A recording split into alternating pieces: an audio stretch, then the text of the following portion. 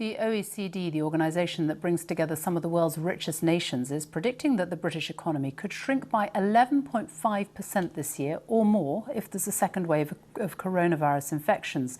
It predicts Britain will experience one of the worst economic downturns of any developed country in the world. Well, our economics editor Faisal Islam is with me now. And why is Britain so vulnerable?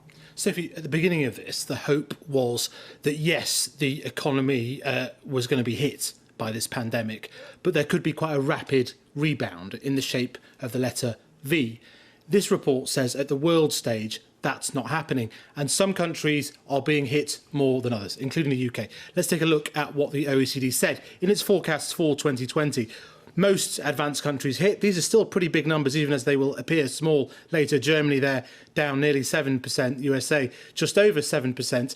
But you get down to the bottom of this league table for 2020 in terms of the forecast. Italy, France and the United Kingdom at over 11% hit in 2020 forecast. And the reason why the United Kingdom is considered to be most exposed is because of the structure of the economy, very global, also lots of services, lots of tourism, but also its exposure to the actual underlying health pandemic problem. Two things combined, and that's the sort of number that you get. There isn't a criticism of government policies, praise for the quick move on the jobs retention scheme, some concern about the compounding effect of the pandemic and a no trade deal Brexit. But some will compare that number with Germany's, the fact that deaths too don't compare well, and we will get real data on this for April, the first month of the lockdown, at the end of the week. Faisal, thank you. The latest official figures from the government show that the deaths of 245 more people from coronavirus have been registered in the last 24 hours, taking the overall death toll from the disease in the UK to 41,128. Meanwhile, health experts in England are warning that the number of people on NHS waiting lists could double to 10 million by the end of January. The NHS Confederation, which represents all NHS trusts, is concerned about challenges ahead as hospitals try to restart treatments that have been put on hold. Our health correspondent Catherine Burns reports. A birthday party in lockdown is never the best, but Jock needs an operation because he's deaf. Cochlear implant. What does that mean? It means I hear better. His family were hoping he'd have the surgery before he turned 5. So his operation was cancelled pretty much the day before surgery, and it was just before lockdown. The news for us was really, really devastating. Every week, every month that goes by, he's getting older, and the outcomes will not be as good. The NHS braced itself for coronavirus, partly by cancelling routine surgery. Now, a prediction that 4 million people on waiting lists in England could turn to 10 million by early next year, assuming there's no serious second wave.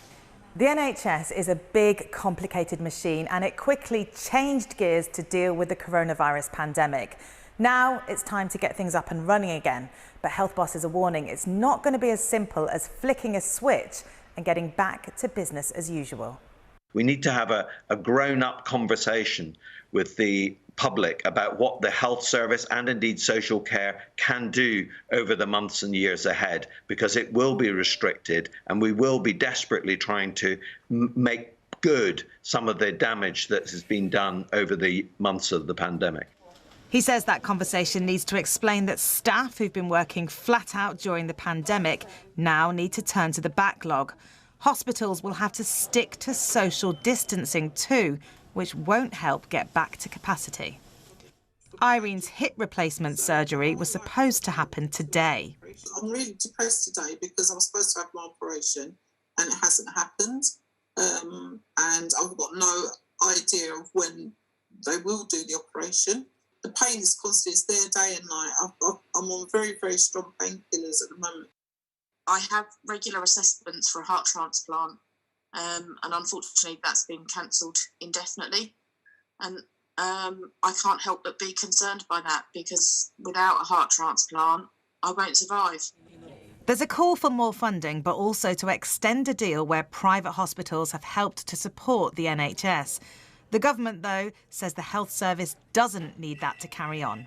If you look around the world, it's seen as the best of the best in the world, and it will continue to do that as we come out of the COVID challenge.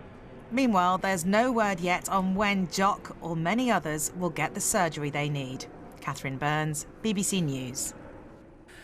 Scientists are still not sure how many people get coronavirus from those who are infected but have no symptoms. The World Health Organization has admitted it's a big unknown. Some think it's rare for the virus to spread that way. Others fear those so-called asymptomatic cases are responsible for around 40% of all infections.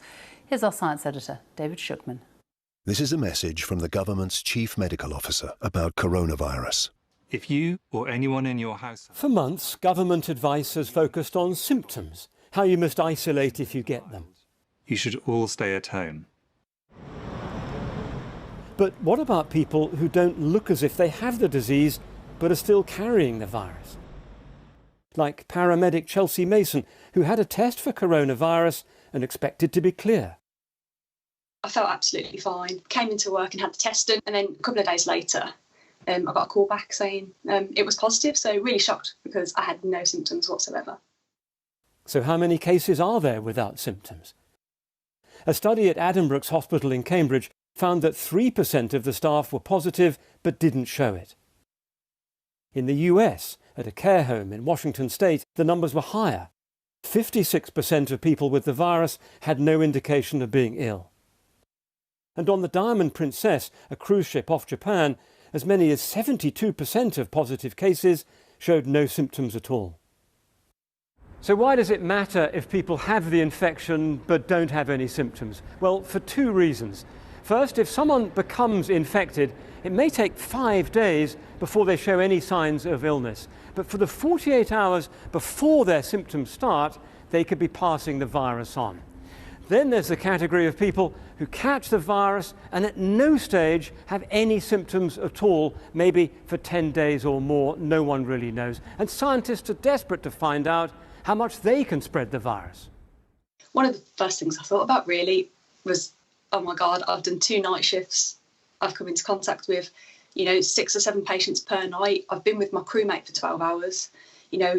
As much as we minimise the risk, that there is still that risk there. And with me being positive and not knowing about it, I could have passed it on. Yeah, so just lower your window for me and I'll pass the test through to you. Working out if that's going on now is really difficult. The government is mainly testing people who may have symptoms. Those who don't might slip through the net.